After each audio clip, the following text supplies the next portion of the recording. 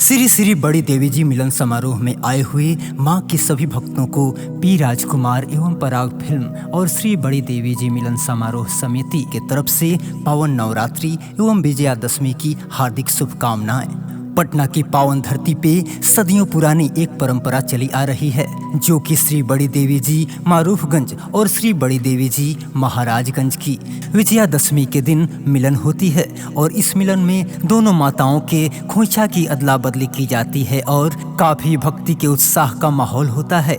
तो आइए सुनते हैं इसी परंपरा पे आधारित एक गीत, जिसके संयोजन करता है श्री बड़ी देवी जी मिलन समारोह समिति के समस्त सदस्यगण और जिसके गायक और गीतकार हैं जितेंद्र मिलन और संगीत से सजाया है बिहार के सुप्रसिद्ध युवा संगीतकार रोहित स्वराज ने। बोला बोला बड़ी देवी महारानी की।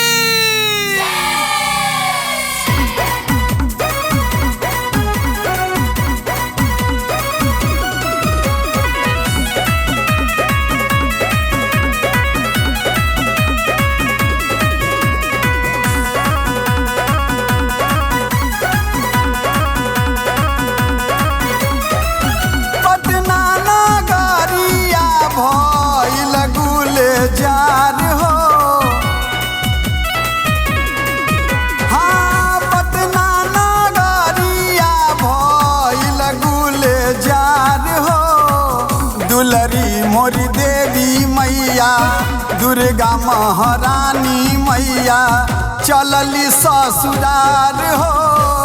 दुर्गा भवानी मैया चलली ससुरार हो। पूर्वा मारूफगंज से बड़की बहिनिया हो, पश्चिम महाराजगंज वाली छोटकी महाराजगंज वाली बाड़ी सुकुमार हो। सेवका बनल बाटे माई के कहार हो। सेवका बनल बाटे माई के कहार हो।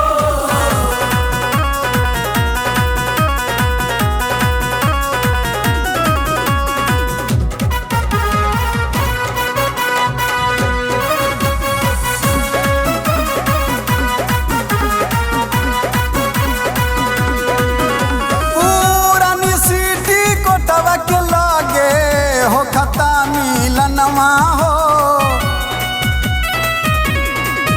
पुरानी सिटी कोटवा के लगे हो खता मिलनवा हो। होला खोइछा अदला बदली, होला खोइछा अदला बदली, गूंजे जय जयकार हो। भगता करेला खूबे माई के जयकार हो।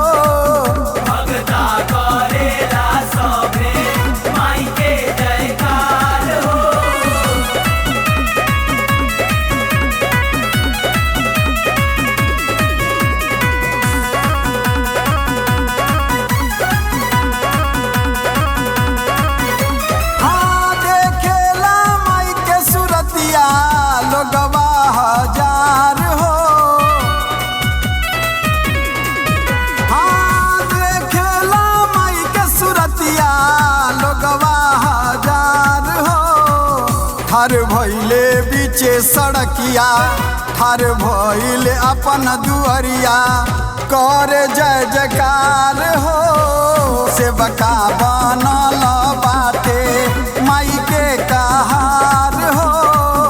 दुर्गा भवानी मैया चलली ससुरार हो।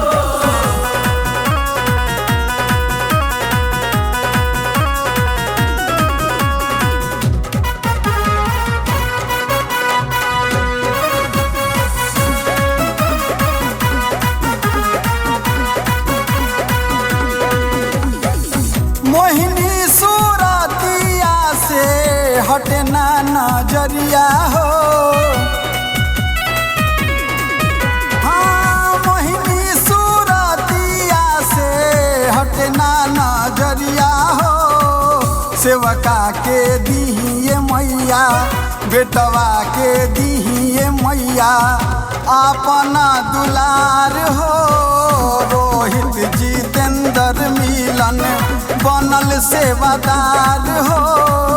दुर्गा भवानी मैया चलली ससुराल हो। पूर्वा मारूफागंज से बड़की बहिनिया हो।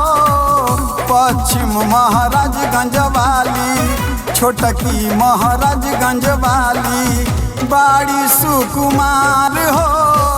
सेवका बनल बाटे माई के का